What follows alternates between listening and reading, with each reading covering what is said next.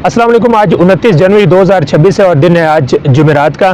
तहरीक लब्बैक के हवाले से आज इस्लामाबाद में एक बहुत बड़ी डेवलपमेंट होने जा रही है, एक बहुत बड़ी बैठक होने जा रही है और इस बैठक से आज कुछ निकलेगा। यानी हुकूमत की तरफ से जो वादे किए गए थे मुज़ाकराती टीम के साथ, उन वादों का आज फॉलो अप आने जा रहा है। तो आज पता चलेगा कि मज़ीद जो है वो तहरीक लब्बैक के लिए कौन कौन से रिलीफ जो है वो निकल सकते हैं। तो ये एक बड़ी अहम डेवलपमेंट होने जा रही है, इस हवाले से बात करेंगे। और साथ में तहरीक लब्बैक के जो गिरफ़्तार कारकुनान हैं, यानी जो दहशतगर्दी के मुकदमात में गिरफ़्तार हैं, उनको सज़ाओं के जो उनके फ़ैसले हैं वो सुनाने में अब जल्दी की जा रही है। यानी कि उस तरफ मामला जो है वो बढ़ रहा है और जल्दी से मुकदमात निपटाने की कोशिश की जा रही है ताकि उन मुकदमात का फ़ैसला हो और इन कारकुनान को सज़ा सुनाई जा सके। इस हवाले से भी कुछ बात करेंगे। तो आप जानते हैं कि 20 जनवरी 2026 इसी महीने 9 दिन पहले इस्लामाबाद के अंदर एक बहुत बड़ी बैठक होती है, एक बहुत बड़ी मीटिंग होती है वज़ारत दाखिला में। और उस मीटिंग में वज़ीर दाखिला मोहसिन नकवी शरीक होते हैं, वज़ीर दाखिला बराए ममलिकत तलाल चौधरी शरीक होते हैं, उसमें IG इस्लामाबाद और इसके अलावा जो सेक्रेटरी दाखिला हैं मोहम्मद खुर्रम आगा, वो भी उसमें शरीक होते हैं। और दूसरी तरफ से मुफ्ती मुनीब रहमान साहब, फिर उनके साथ अल्लामा लियाकत हुसैन अज़री, मुफ्ती आबिद मुबारक अल मदनी और मलिक मोहम्मद इब्राहिम शामिल होते हैं। तो ये एक बड़ी मीटिंग होती है, तवील इसमें मुशावरत होती है और मुशावरत के बाद एक कमेटी कायम करने का फ़ैसला किया गया, बल्कि वो उसी वक्त ही एक कमेटी कायम कर दी गई थी।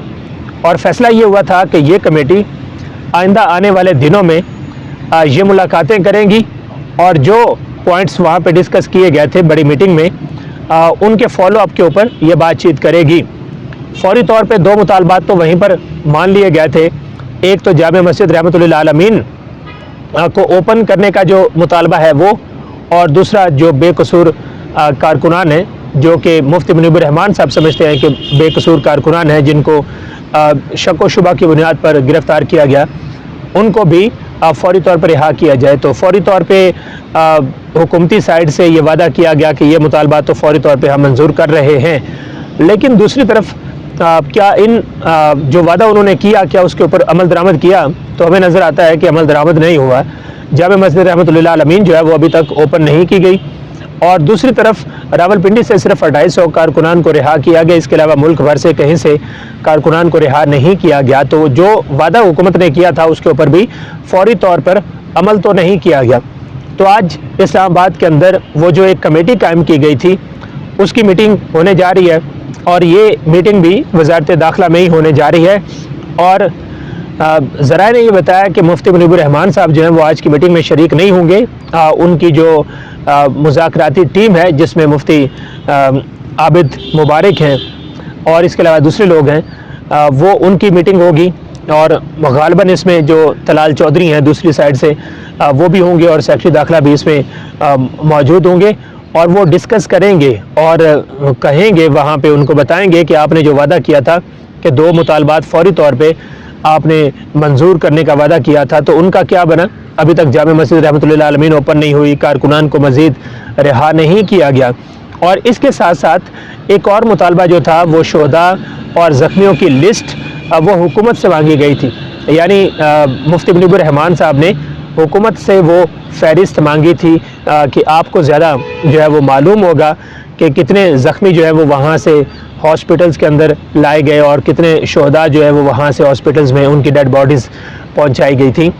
तो इस हवाले से बातचीत होगी और फिर साथ में हमें एक और चीज़ भी उस दिन बताई गई थी जो कि वज़ारत दाखिला का जो डिक्लेरेशन था उसमें भी बताया गया था और फिर साथ में जो दूसरी तरफ से मुफ्ती आबिद मुबारक की तरफ से एक डिक्लेरेशन जारी किया गया उसमें भी बताया गया था कि बहुत सारे जो मुतालबात हैं और बहुत सारे मामलात हैं वो मरहलावार उनके ऊपर भी डिस्कशन जो है वो जारी रहेगी। तो गालिबन आज की जो मीटिंग है उसमें ये डिस्कस होने जा रहा है कि साथ रिजवी की रिहाई के हवाले से भी कुछ किया जाए, अनस रिजवी की रिहाई के हवाले से भी कुछ किया जाए और जो तहरीक लब्बैक की बाकी की आदत है उनकी रिहाई के हवाले से भी कुछ किया जाए, क्योंकि ये जो हिजान की कैफियत है ये उसी वक्त ही ख़त्म हो सकती है जब अल्लामा साद हुसैन रिजवी के हवाले से कोई ख़बर सामने आएगी।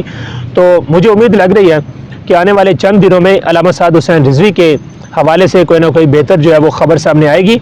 लेकिन एक चीज़ की उम्मीद और भी है, और वो ये है कि तहरीक लब्बैक के जो कारकुनान थे या जो रहनुमा थे, जो एक सिलसिला शुरू हुआ था प्रेस कॉन्फ्रेंस करवाने का और उनकी लाताल्लुकी करवाने का, उनकी अलहदगी करवाने का, वो सिलसिला अब मुकम्मल तौर पर रुक जाएगा। यानी किसी और को इस तरह प्रेशराइज़ नहीं किया जाएगा कि वो तहरीक लब्बैक को जो है वो छोड़ दें, क्योंकि मुज़ाकरात का अमल शुरू हो चुका है और इन मुज़ाकरात से कुछ ना कुछ निकलेगा।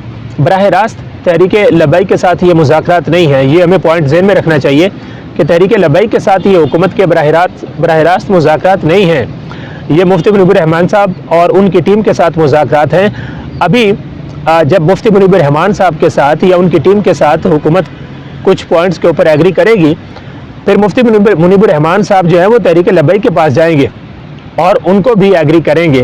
तो उसके बाद तहरीक लब्बैक किन पॉइंट्स पे एग्री होगी और किन पॉइंट्स पे नहीं होगी, इस हवाले से भी कुछ नहीं कहा जा सकता। फिर एक और गालिब इम्कान ये है कि मुफ्ती मुनीब रहमान साहब की अल्लामा साद हुसैन रिजवी से मुलाकात भी करवाई जाएगी।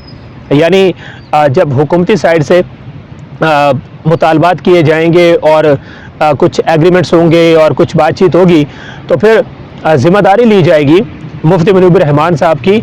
तो मुफ्ती मुनीब रहमान साहब या उनकी टीम ये कह सकती है कि हमें इस हवाले से साद हुसैन रिजवी से भी बात करना होगी। तो उम्मीद है कि वो फिर साद हुसैन रिजवी से भी उनकी मुलाकात जो है वो करवाई जाएगी और उनको भी मुफ्ती मुनीब रहमान साहब जो हैं वो एग्री करेंगे। तो इस मीटिंग से क्या कुछ निकलता है, इस हवाले से हम ज़रूर कोशिश करेंगे कि जो भी चीज़ें हुई फिर आज वो आपके सामने रखेंगे। दूसरी तरफ आप देखें कि एक एक दिन में सैकड़ों जो है वो गिरफ्तार कारकुनान को पेश किया जा रहा है अदालत के अंदर। 2 मुकदमात में 9 लोगों की नई पेशियां भी की गई हैं। ये वो कारकुनान हो सकते हैं जो पहले से गिरफ्तार हैं और उनको नए मुकदमात के अंदर डाला गया, या फिर इनको गिरफ्तार करके इनकी नई पेशियां जो हैं वो डाली गई हैं। हमें कुछ लोगों ने ये भी बताया कि गिरफ्तारियां अभी भी हो रही हैं। बाज़ जगहों से हमारे पास इंफॉर्मेशन आती है कि रात को छापा पड़ा, कुछ लोगों को गिरफ्तार कर लिया गया।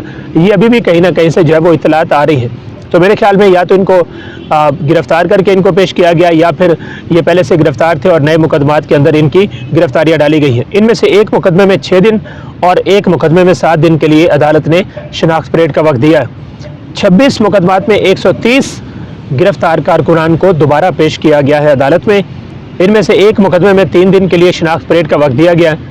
3 मुकदमात में 13 दिन का जिस्मानी रिमांड अदालत ने दिया है। एक मुकदमे में 12 दिन का जुडिशल रिमांड दिया है और 21 मुकदमात में 14 दिन का जुडिशल रिमांड जो है वो कारकुनान का दिया गया है। यानी जुडिशल रिमांड पे उनको जेल भेज दिया गया है। तो हमें मालूम हुआ है कि मुकदमात में जो है वो तेज़ी जो है वो लाई गई है और उसके पीछे मकसद यही है कि जल्द से जल्द इन कारकुनान को सज़ा सुना दी जाए। तो जब सज़ा सुना दी जाएगी तो हुकूमत मेरे ख्याल में ये चाहती है कि सज़ा जब सुनाई जाएगी तो उसके बाद एक नया जो है वो प्रेशर वो डेवलप हो जाएगा तहरीक लब्बैक पर।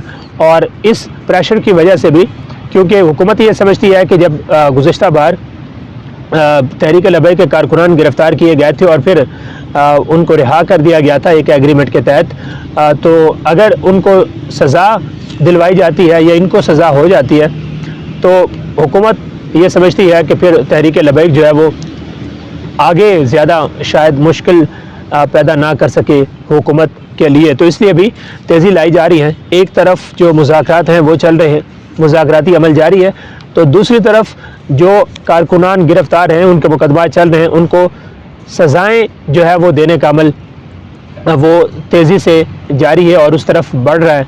और हमें लग रहा है कि बहुत जल्द इन मुकदमात के फ़ैसले भी आना शुरू हो जाएंगे। उम्मीद है आपको ये वीडियो पसंद आई। अगली वीडियो में मिलते हैं, तब तक इजाज़त दीजिए। अल्लाह हाफ़िज़।